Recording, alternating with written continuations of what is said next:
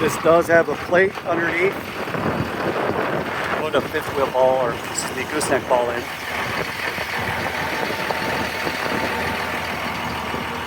It was put on but never finished.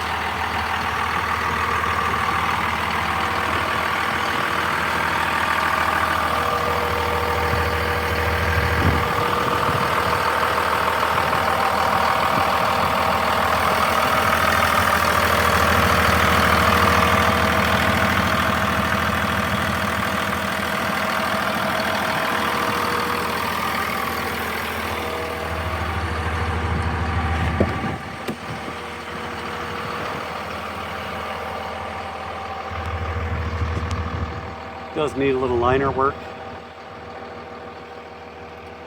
but the air is cold and everything appears to work on it.